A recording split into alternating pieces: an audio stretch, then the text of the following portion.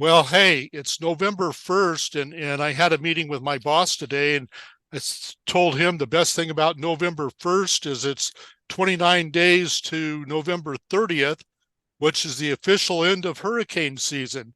But anymore, that doesn't mean I work any less because it just seems like it's one disaster after another. But we'll move along, and hopefully this won't be a disaster. Uh, I went back and for those of you that are joining us tonight, I don't know if you missed it or maybe you didn't join us tonight or join us last month, and you are here tonight. But I was rushed to the hospital, so I wasn't here last month. So I went back and I looked and wanted to find out, was there anything that happened for our September meeting that I should share? And you're going to find some of the very same things. So it's like some things haven't changed. But the one thing that did change is we talked a little bit about the ARRL Foundation and the scholarships, and you're going to hear a little bit more about that in a moment. We also had a Q&A session with our CEO, Mr. Minster, with the section managers able to ask questions. So that was September, but that was long ago. This is the October section manager meeting, which lines up with our November all hands meeting. So this will bring us all up to date. And you'll find we're still yet talking about the cyber attack on ARRL.org. They did report that it's about 60 to 70% recovered. Moving to the right there, here's the remaining impacts. And the big impacts is that there's still 10 servers to upgrade, and this AIS is the ARRL information system, and it's a hub for all the ARRL information. It's written in a different coding language and it's also on some Windows versions that are have security issues. So it's like on Windows 7 or something that they cannot attached to the current network. So that's what is taking the rest of the time. It's recoding and starting in some cases from scratch to tie all that information together. But you'll see that there's obvious continuing on is some of the ARRL.org accounts, which are the employees of ARRL and the elected positions, such as Dan. Now, I believe Dan's email is working, but there's other section managers that theirs is still not working. They cannot do Hamfest approvals using the system. That's a manual process right now. The archives are not available. As I said, the 10 servers still need to be updated. They just discovered it was time to do in October to do the set or the special emergency exercises that we do annually. The report forms were not available, so they find something every day that is still involved in that. They did talk about the club grant program, and I'll talk to that on another slide. Maybe of interest, it doesn't impact the clubs, is the budget is having to be tracked manually. So section managers have a budget. That's how they're able to get like the handbooks that Dan does, that Ed did before. They actually have a budget that they purchase that with, and basically the budget to run their section as they see fit. Well, that, there's a budget, but it's manually, and Dan knows who he needs to go to. It's not applicable to the club operations, but just so that you know what's going on. Also, I attend the meeting, and so it behooves me to say, Dan, you have a responsibility to go in and make sure your budget is reconciled and that your receipts are all done. So it's like no different than any other organization. the other thing that they mentioned was that there's an updated PowerPoint presentation for club meetings, basically on the value of ARRL. One of the things that was kind of requested over the last few months and actually was announced in October is they have ARRL banners. This may be more of a section level thing. However, some clubs, large clubs, will get section type material for their hamfests, for their meetings and stuff like that. So what is available? There is a section banner, one of these pop-up things, travels in a small little carrying case, and it's kind of on the right-hand side. I didn't have a real good picture of it, but that little picture on the right-hand side that is split is basically that pop-up banner talking about ARRL promoting and protecting amateur radio. It includes a specific QR code for the section and goes to the section on the ARRL website. And that's available for purchase. There's also an ARRLZ pop-up, and that's the picture on the left-hand side, but the banner that goes up on the right-hand side of that table is the ARRLZ pop-up banner, and that is available, and that is available to the clubs. If you want something like that, work through Dan, and he can contact Mike at headquarters. And if you place the orders together, or if you indicate that you want one, it makes it ordering in bulk helps them get it cheaper. So just to get you to know.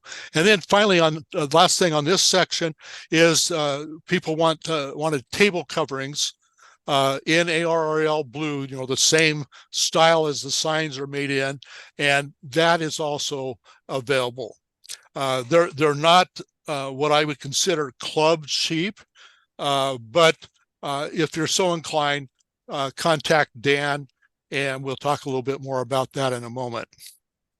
So let's jump over to the ARRL clubs, and they had we've been talking about the club grant program, and every month we've had a little bit more status. Well, those applications, and there were 110 of them, are in the process of being reviewed, and each application is reviewed by 3 individuals separately, and then they put them together and vote on them.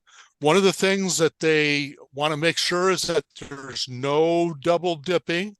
So they want to make sure if you're getting this club grant that you're not already getting a ARDC grant or something from the ARRL Foundation.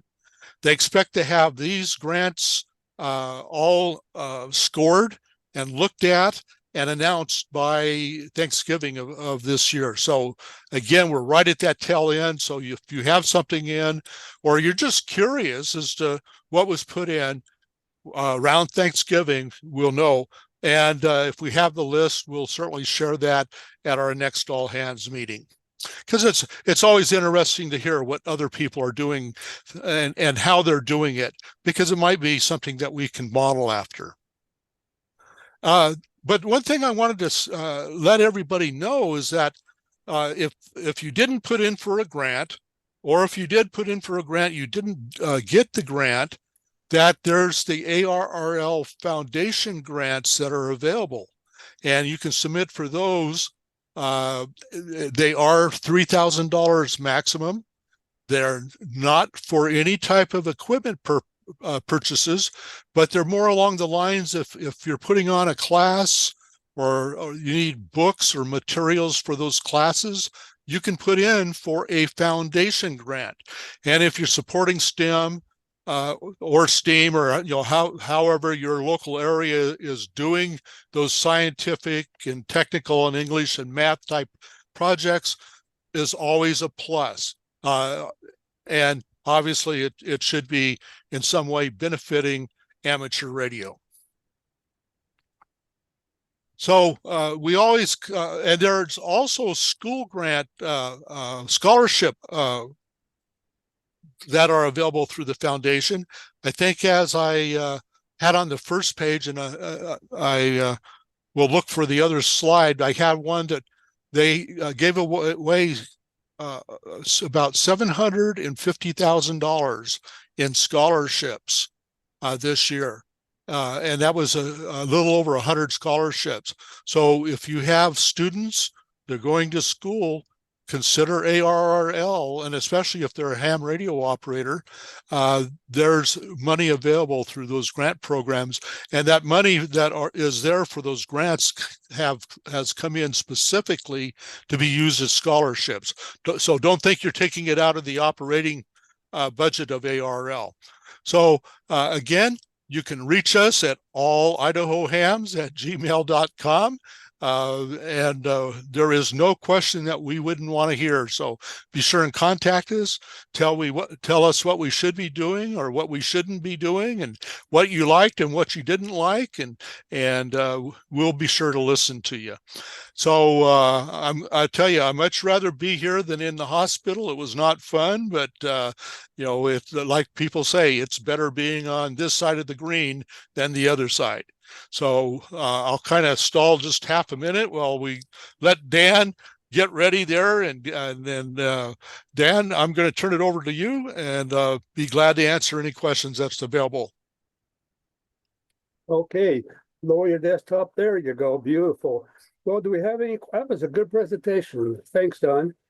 Do we have any questions? Excited group. I love it. Okay, well, you've got any questions, be sure to send us an email. Give me a call. I got my cell phone wherever I go. Don't we all? Send me an email. Send an email to the group. You'll get answers from your area and the people that's representing your area. Okay, Kelly, how are we doing with the website? You're muted. There you go. Yeah. Yeah, I just want to show something here real quick. Continue, please. And I've gotten a few repeater updates that have trickled in so that I'm able to make changes on our repeater directory on the website, which if you can see the screen now, this is the home page that you'll go to when you go to idahoarrl.info. Can you see that? Yes. Okay. And any of these big red buttons I got on here, you click that and that'll take you to a form where you can send me any updates or any new listings or any delistings of repeaters in your area. We like to keep the repeater directory as accurate as possible. To get to the repeater directory, you just click on repeaters, and then it's the top one here, Idaho ARRL repeater database.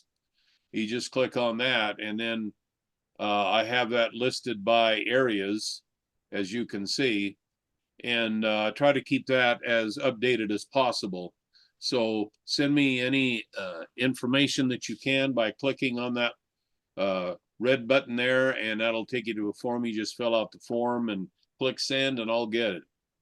One of the things that you may not know about is on these Zoom meetings, the all Idaho Ham Zoom meetings, and any other interesting meetings that come down the pike are listed under Zoom videos right here on the top menu, clear to the right. You just click on that. But there's also other things here. So you go down here, all Idaho Ham Zoom meetings. So you click on the one that you're interested in, and that'll take you to it and you can watch it. Other interesting videos are listed right here. But what I wanted you to pay attention to tonight is the click here for the Idaho ARRL newsletter. Now, Polly has been doing a great job in our monthly newsletters, and there's really some good information in those, but sometimes you might have a hard time finding it, or you can't find the email when they were sent out. So you can always come here to the ARRL website, idahoarrl.info, click on Zoom videos, and it's this listing right here. You just click here for the Idaho ARRL newsletter, and then here is a listing with a link to all of them. The November one, I just put that up yesterday, so it's all ready to go and read. And there you go. So that's basically what I wanted to talk about. If there's any questions about the website or anything, I'd be happy to answer any questions that I can. If I can find how to get back here. And I tell you what, me and Zoom still don't get along very well. At the top of your screen there, you should see the drop. Oh, here it is. Here it is. I was looking on the wrong, got too many screens. Okay. There you go. Okay. Anybody got any questions, suggestions, whatever? Kelly's been very good at keeping up the website, and he's very good at you got a suggestion. I think you'll find it if it's a reasonable one. Don't want me to jump off a cliff or something like that. Send to Kelly or put on that all email thing, and we'll see what we can do. Put on our website. Try to enhance your club. Try to enhance information and so forth. So anyhow. With that, is there anybody else got anything on regarding our website? Okay, let's hop over here to Mr. Rob, KA7ERV.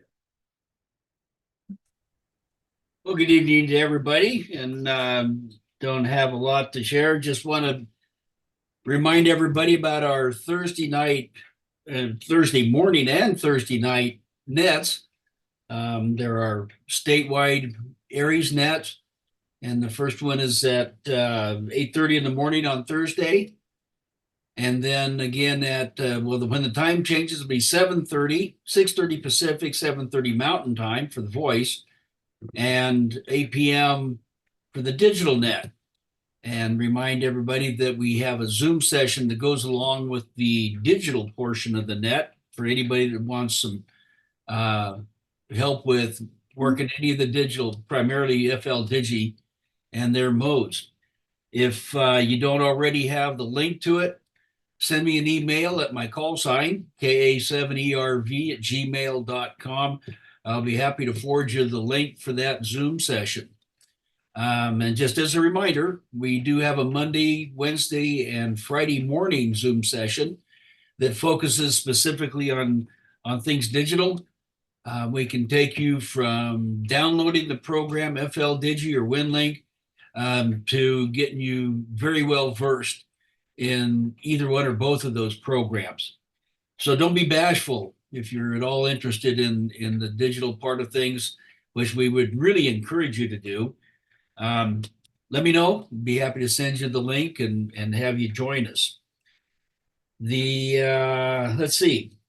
I think that's about it. Only there's a reminder to check into your local district and or county ARRLZ nets on VHF and UHF, whichever you may have.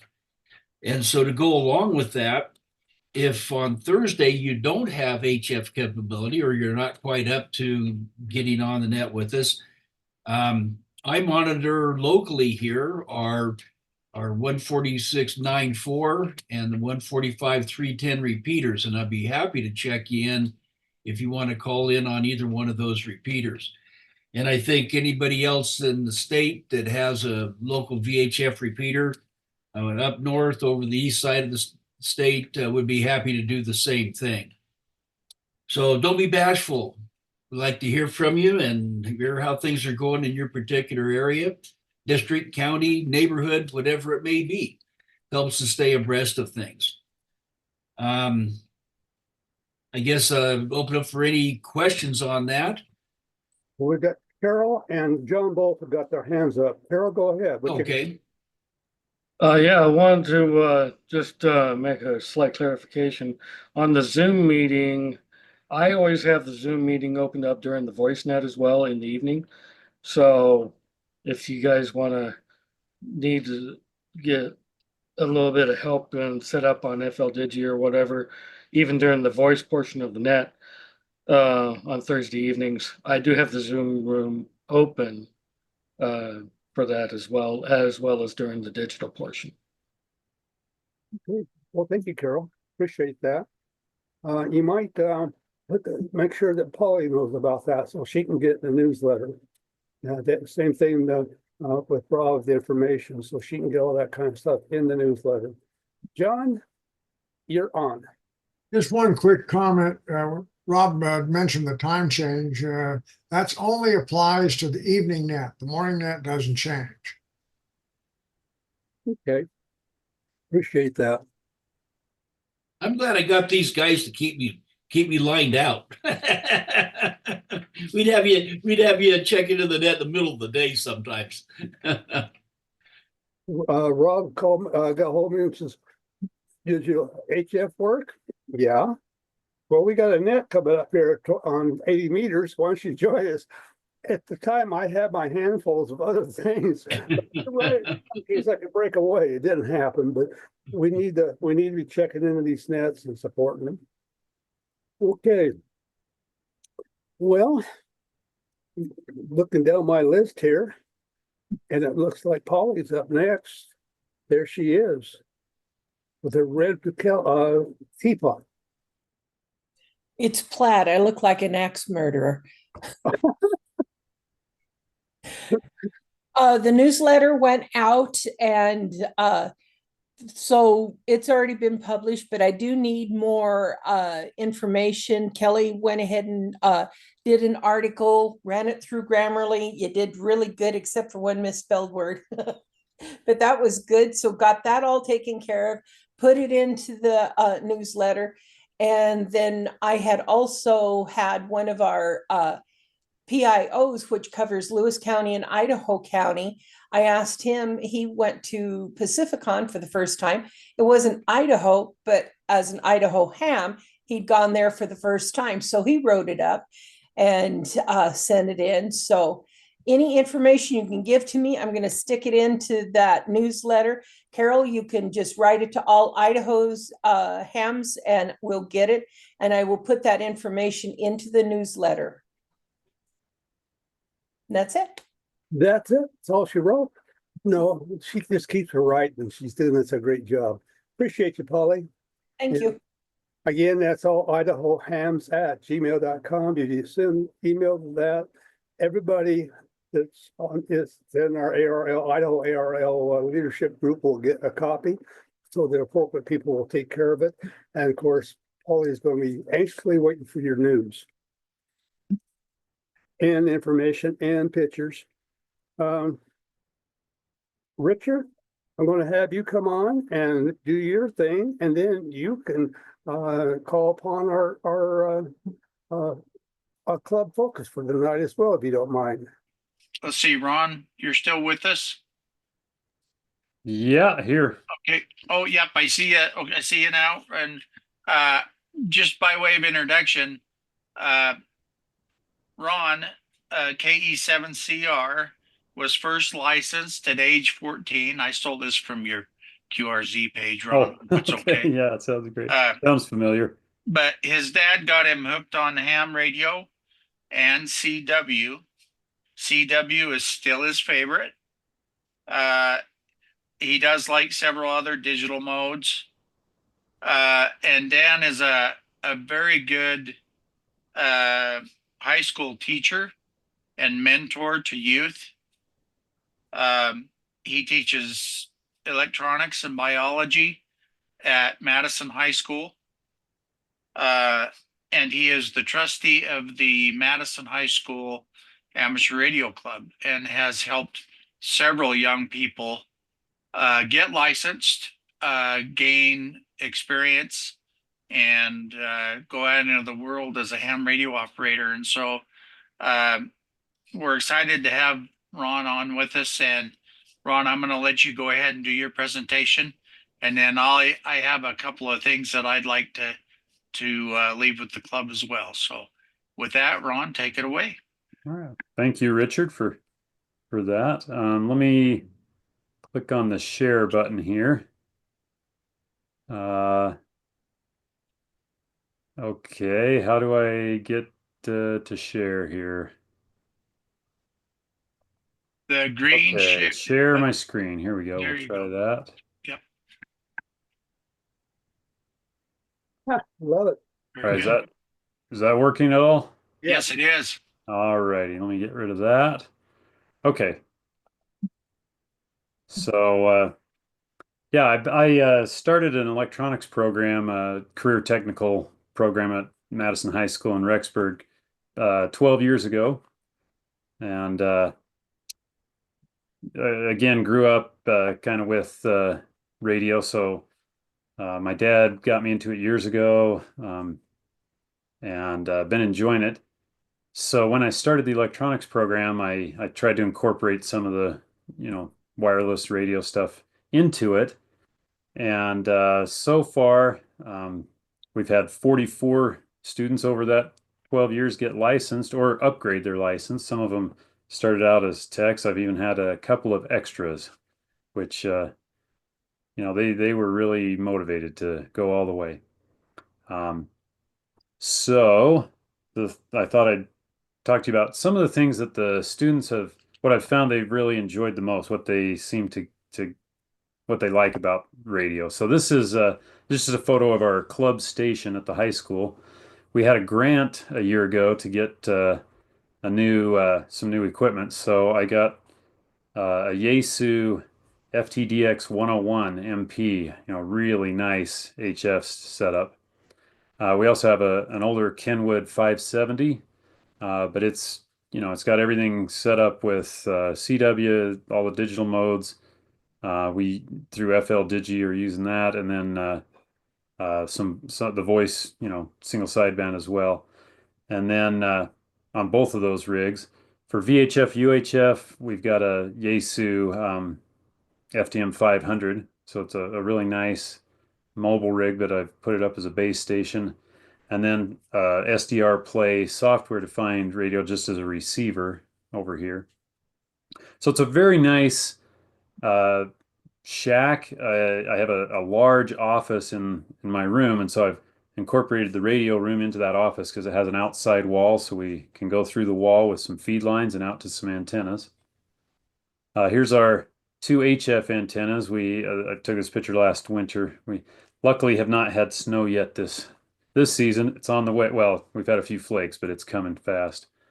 But we had the kids several years ago put up a G5 RV, and then also a butternut vertical that they put up. And they've worked well for several years. These are the horizontal was first, so it's 12 years old. Had to reattach the feed line this fall when school started. It had broken, and so we brought it down. It's a good project for the kids. They got into it, put it back up. And the vertical we've had for probably, I'm trying to think, about 8 or 9 years now. And then we put up last year a J-pole 2 meter, 70 centimeter antenna, and then we're working on a satellite receiver for weather satellites. So those are also attached to the side of the building and run the feed lines down the wall. This is a picture of some of my students last year involved in the school one of the school club roundup contests. That's a really good. We've enjoyed that to introduce them to voice modes on HF. They get really pretty excited about picking up as many states as they can. Kind of introduce them to contesting. This was a gal that last week when we had the school club roundup contest. It was really nice. She made the most contacts of any of my students this year. Last year, I got a grant from the ARRL for one of these geochron displays. So we got a nice 4K TV, and then they really are interested in the map data. I can change it, we can change it from time to time, show different things, and they've really enjoyed tracking the satellites with it. Seeing propagation conditions on it. It's been a really nice. Now here they are looking at the ISS. We've done some satellite, contacting with that. One of their favorite activities is fox hunts, which I try to get them, introduce them to that in the fall before the weather turned sour. So they built some of these tape measure Yagis, and then I go out and hide a transmitter somewhere on the school grounds. We haven't done it citywide yet. I'd like to maybe involve them with the college. We have BYU Idaho here, and see if we can combine with them and have a kind of an area-wide hunt. But this just to kind of introduce them to it to get started. Little prizes for the winning team that finds it. And then also, they love putting kits together. So this is some of them working just now on an AM/FM radio kit, and I teach them how to use the oscilloscopes and signal generators. And so as they assemble the kits, they're doing a lot of testing on the different stages. So I'm trying to introduce them to some of the different, like amplifiers, oscillators, and so as they test each section, it's a good project for them to learn measurements, testing, and yeah, same kind of projects that they're working on. I also have a robotics club a robotics team that I coach, and there you can see in the back room there our robotics competition ring. So that's it. What I found over the years that's worked well is having a good local club that's willing to help. They will arrange all the testing for getting these kids licensed. They're willing to come help, talk to them. We've had a very supportive principal. A couple of principals we switched a couple of years ago, but the administration and the maintenance staff have been fantastic to put up our antennas and drill through the walls. And that's been a real key, to have a supportive principal and maintenance staff. And then I've been really lucky to use some of the grant money for the electronics program to help purchase some of the equipment. It's been great. And then it's important, I've found, to start out with some fun and not too technical to start with. So we start with a fox hunt before we build the directional antennas, and then after introducing one, then kind of talk to them about antenna design a little bit, kind of just some basics, and then they build some antennas, doing some fun things to start with. And it can get real deep real fast. So I found that those that want to get deep will do it on their own. But if I go too deep with them, it just doesn't, they get lost in the weeds real fast. So I start with fun and try to keep it fun, but not too technical. And some of the difficulties that we face, I think the biggest one is that they are just so busy and have so many other competing interests at this age. I have had the hardest time this year, even getting a few kids interested in the radio club and the robotics team. I have the smallest robotics team I've had in years, and they're just into all kinds of things. Unfortunately, a lot of them into video games, and that seems to trying to get them out of that habit and into some better hobbies is difficult. Another thing is, once they do get on the air or get licensed, they just are a lot of times hesitant to get on the air. They don't know what to do, what to say. So I try to get them on with some of the local hams, just on some local repeaters. But one of the things I've found that's helped is having some contests. So I came up kind of, based on like the ARRL contest or something, just some contests within our own school, within our own club, that, their first on the air contact, the first time they were on the repeater, first simplex contact, to kind of give them something to shoot for. So that's helped, but they're pretty nervous. I think that's one of the things that the school club roundup does, is help them get over that nervousness. And then one of the other issues is it is sometimes sparse on 2 meters on the repeaters in the area. They're just they get on and nobody else is on at the time, and if there's nobody on, they can lose interest pretty fast. So that's one thing I'm trying to help set up, is get some mentors to be on the air when they can get on and talk to them. So yeah, any questions that you guys have that I could maybe help with, kind of helping you understand the up and coming generation?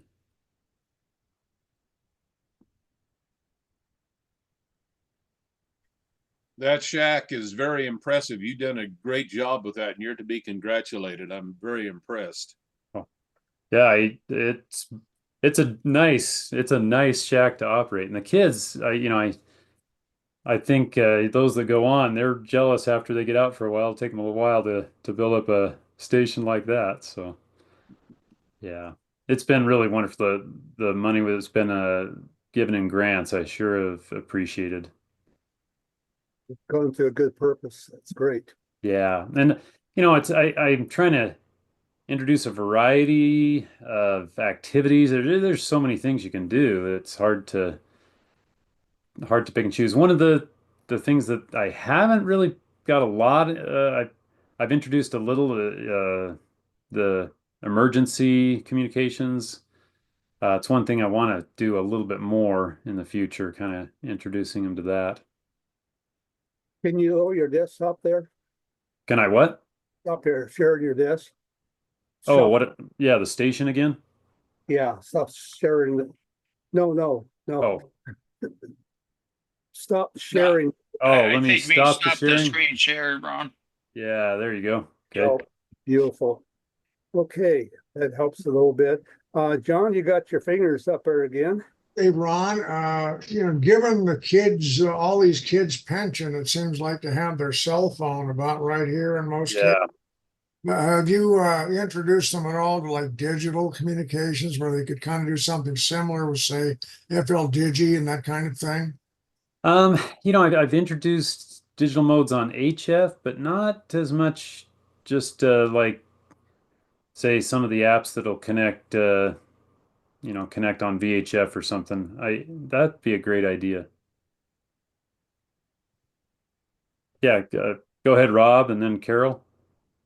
I was going to say, get a hold of Steve, KB7ITU, Yeah. over there. He's very much into digital, and I'm sure he'd be happy to help you get something set up. Whether it be through phone, primarily by radio, we'd hope, and get him introduced to that. But I know he'd jump on the opportunity to help you guys out with it. Will do. Yeah, Steve's been great to help us in the past. I'll tap him for some digital ideas. Yeah. Get the kids Okay. into that. Yeah, Carol, did you have a thought? Yeah, there's a phone app, I think it's called WOAD for it's WinLink on your Android phone or iPhone. And they can send a WinLink message, and then they could, if you have WinLink on the ham station there at the school, then they can receive those messages at the Oh, school over the radio. okay. Yeah. That's Might those are might great might ideas. be an interest from or send them a message from the radio to their phone, whatever. Yeah, that's okay. That sounds great. Yeah, I appreciate those thoughts. Yeah, go ahead, Rob. Well, I'm going to stick my neck out of here a little bit with our Monday, Wednesday, Friday group, Zoom group that we have. If there's a time in one of your classes you'd like to introduce them to that, we can set up a Zoom session during your class period, and help get them introduced to it. So, what time do you usually have your classes pertaining to this? Okay, so yeah, I've got they're just after lunch. I've got a beginning electronics from 1 o'clock to about 2:15, and then I have my intermediate and advanced students from after that till about 3:30. So it'd be that kind of early afternoon. Maybe we could do that one of these afternoons, kind of. Do you do it every day? Yeah, yeah. I meet Okay. with them Monday through Fridays. Okay. Well, let us know. I can't say that I could commit the group to every day. Right, right. But we could, Maybe once or twice a week over a couple of weeks. kind of. Maybe we ought to visit about that either on the phone or email wise or something. And I think that the crew that we have that going with that would be happy to help out to some degree anyway. Yeah, that would be great. I'll maybe visit with you a little bit later about that. So. Okay. Okay, great. Don, go ahead, Don. You're muted. Great presentation, Ron. And I think, sometimes we need to list these channels and resources. I know you don't want boxes of junk because I've been in programs that have been like that. But sometimes we look at, hey, we've got a nice piece of equipment or test equipment. Where can we send them to? And of course, do a coordinated send. Can you use this? And see if it fits in your program. Maybe there's some way, especially for programs like this, we might be able to list on the website so that it comes to our mind, because I know you're not the only class, but you're the class in the area, and it might behoove us. I was going to throw off, I've had Echolink on my phone for years, just so I could demonstrate to people of using my cell phone to ham radio, because Echolink allows you to send a message and hear yourself come back. And so hear what you sound like, set levels, and just demonstrate capability.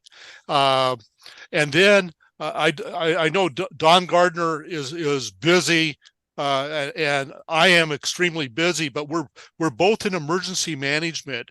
And I tell you, in my job, I'm constantly using satellite communications, satellite phones, different technology in emergency management. And maybe we could, whether we could do a schedule or not, but maybe we could pre-record something that could fill in there. Don is on the public sector side. I'm on the private sector side, and very involved with FEMA and that type of stuff. And that, if we put together some programs like that, it's something that you could use. It's something that some other school could use, and I know that we would like to look at it. And I don't know what that program would look like, but maybe it's a 5 or 10 minute type thing, but would love to hear from you, and maybe we can help put that together, because I'll tell you, it's been a great career for me. And I look back to my early ham radio and my early, I worked for AT&T for a while.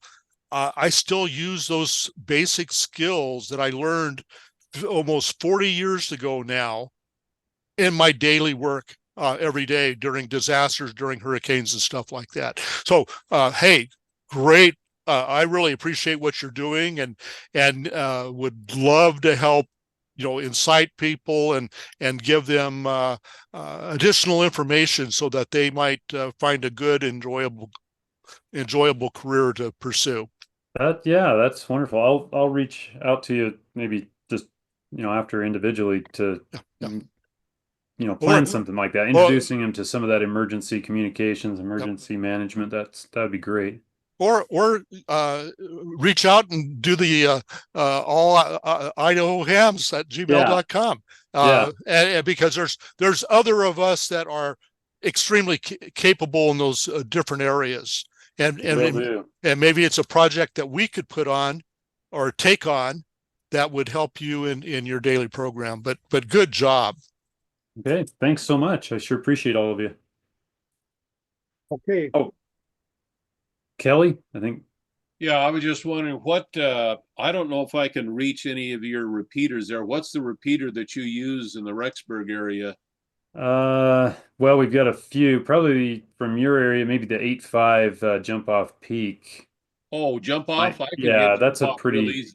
That's an easy shot for us too. So that should hit us both. Okay, I'd be happy to get on anytime you need, especially early afternoon would be good for me. And Kelly, if you get on Mount Harrison, you can get on the intertie, and then they can get on 8.5, and I'll get on there too. well, I can get on I can hit 8.5 here from the Mobile, so that's can you? Well, great. Yeah.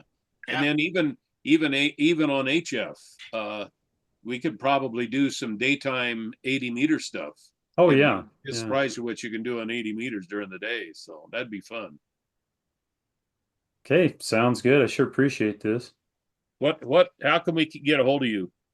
Probably the easiest, email me at it's CALLR at MSD321.com. For Madison School District 321. Okay, it's CALLR at msd321.com. Yeah. Charlie Alpha Lima Lima Romeo at MikeSierraDelta.com or MikeSierraDelta.com. Good deal. I'll try to get a hold of you in the next few days. Okay, thanks so much. Okay, back to you, Richard. Okay, well, thank you, Ron. As you can tell, we get pretty excited about helping kids and helping those that help kids. And that is one thing I'd like to just leave with everybody.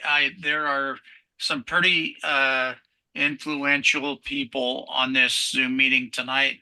Many of you have a lot of pull and influence with your clubs.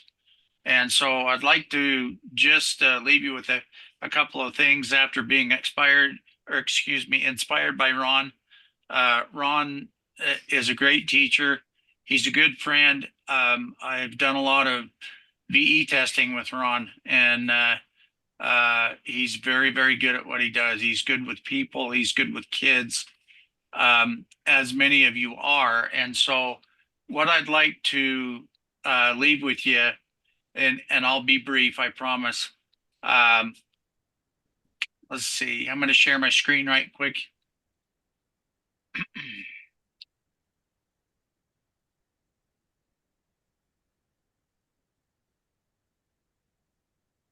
And talk just a minute about youth outreach in our amateur radio clubs. Many of you have offered to help already, and I truly appreciate that. I know Ron does too. And many of you have schools close to where your clubs meet in your area. And as far as I know, Dawn, Lynn, do any of the high schools over in the Boise area have a amateur radio club in their high school that you know of? Not that I know of. I know that we have some STEM academies that do have radio programs in the Boise area. Awesome. So some of those have already started, and we can use those as examples. I know I use Ron and his club as an example for youth outreach a lot in the Eastern Idaho area, as I talk to the clubs in the area and to encourage them to go to the schools. A couple of some things that we can think about as to how we can reach youth in our as amateur radio operators. I'd like to, and I will be in the coming months visiting with all of the clubs in Idaho, especially the affiliated clubs, about creating a youth outreach committee or appointing a youth outreach specialist in your club. And if you have the personnel to do it, that's great. And the people you're looking for to do that, of course, would be people that are experienced with youth leadership or youth themselves in clubs with leadership acumen.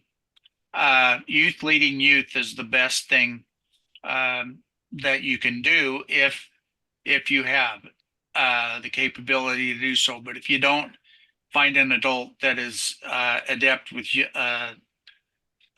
leading and working with youth, maybe an old scout leader, somebody like me that's been in scouting for 50 years and knows a little bit about it and can help really reach kids at their level. The clubs can include specific activities for youth. Fox hunts, like Ron said, are really, really popular, really, really fun for kids. I know there are a couple of clubs in Idaho that have a kids net. A kids net is run by kids, and they encourage kids to participate.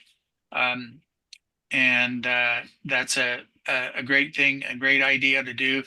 As Ron mentioned, antenna building for young people, classes that can build operating skills and experience. An Elmer committee. I know Voice of Idaho has a great Elmer committee And that Elmer committee is very committed to help people of all ages, including youth. So one thing that we can do if there are enough kids is just like Ron did, to help youth start their own club. And I'm more than happy to help you with what you need to do that, if you need to do that.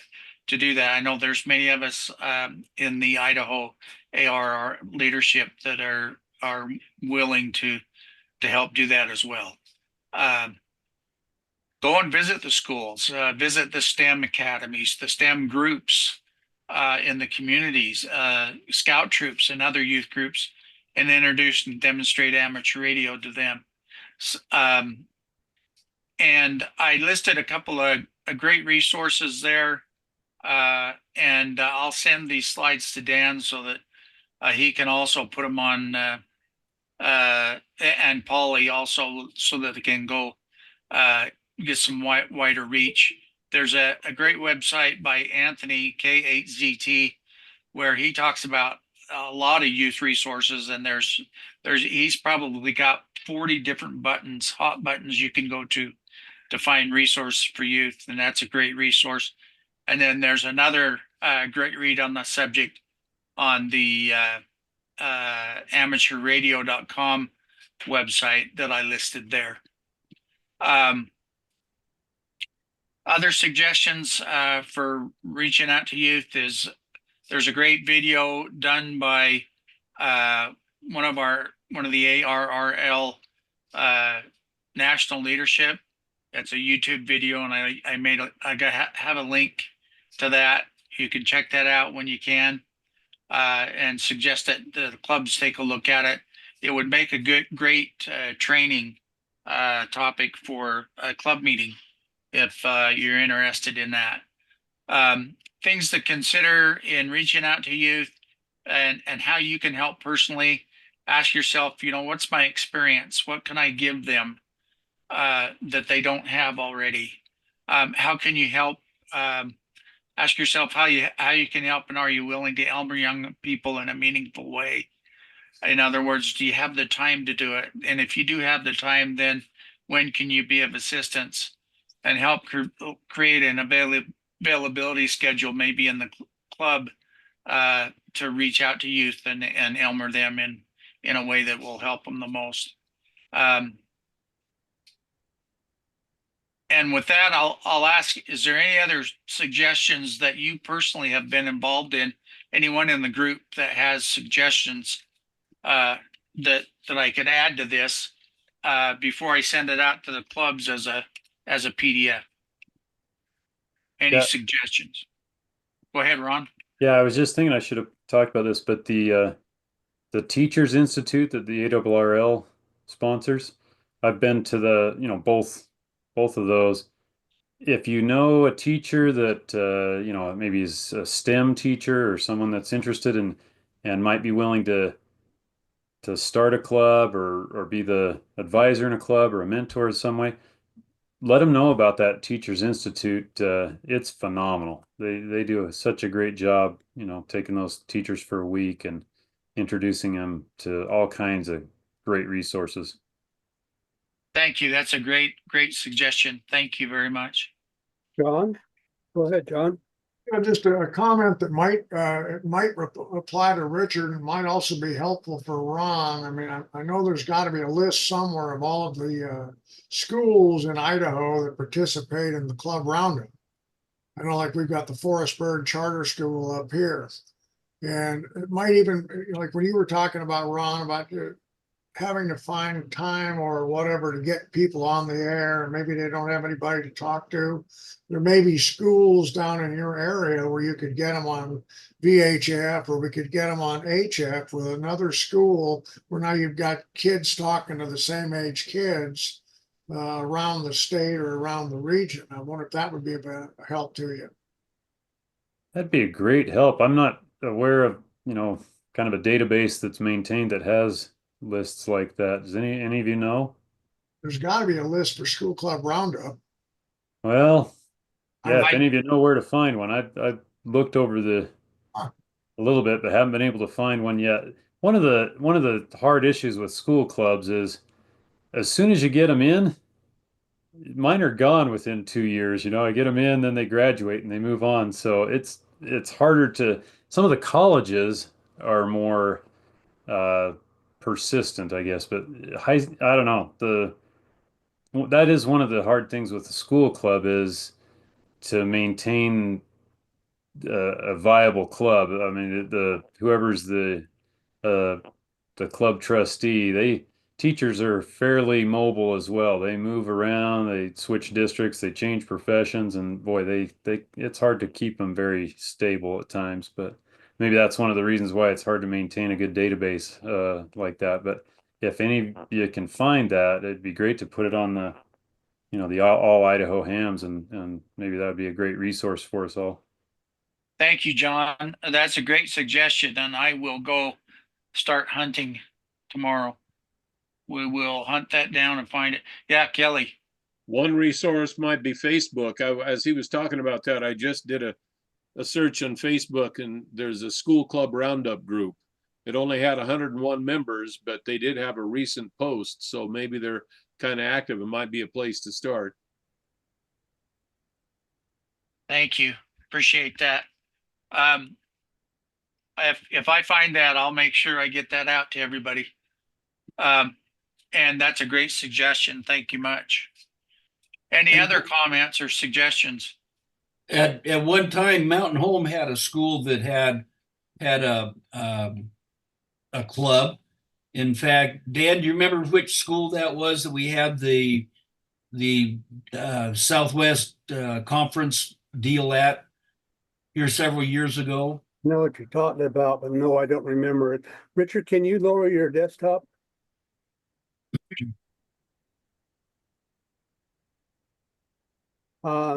No. Have to go look at the Kelly and Don made a video promoting that STEM thing, and I have to go look at that.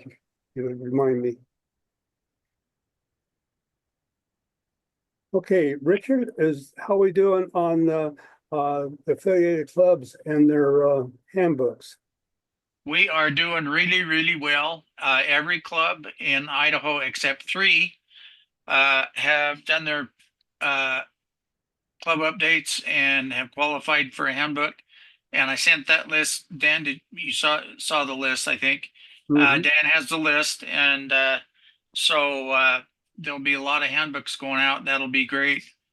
We really appreciate all of you that are influential in your clubs on the meeting tonight. And many of you actually took part in helping get those updates done. And so we appreciate that because it really, really matters.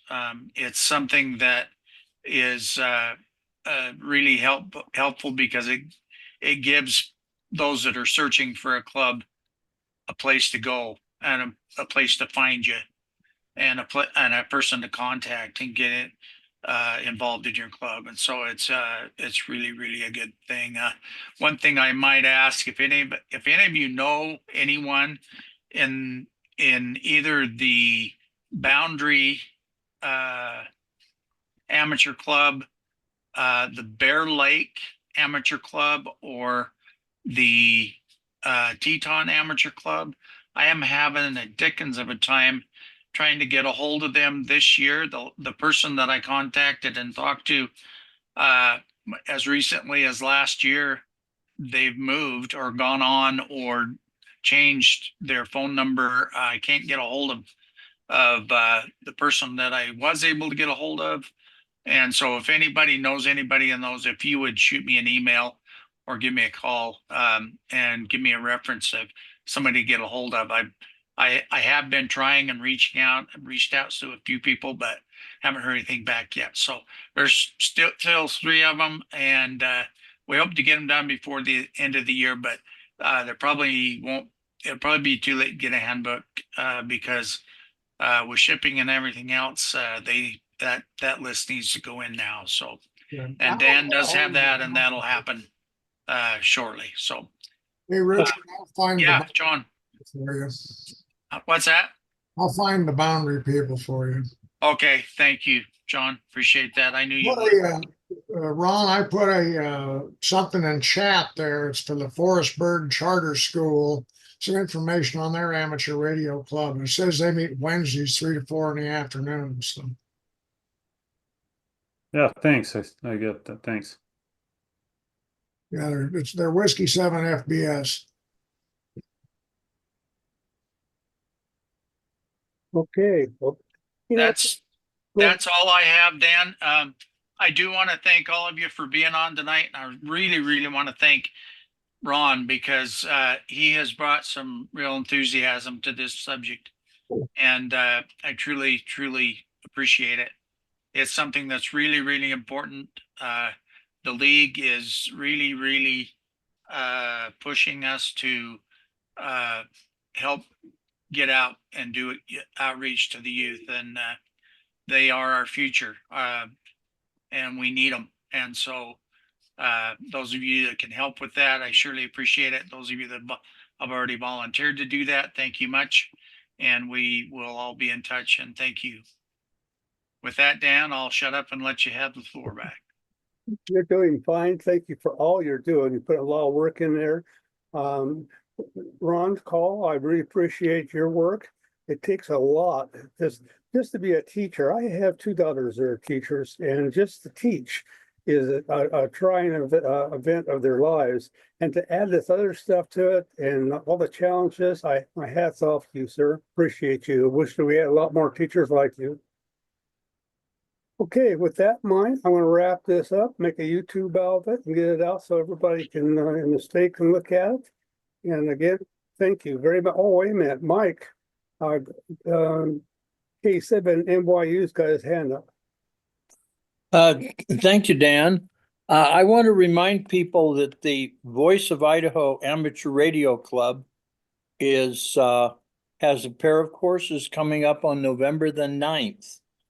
One of the classes is for technicians who are kind of moving to the next step.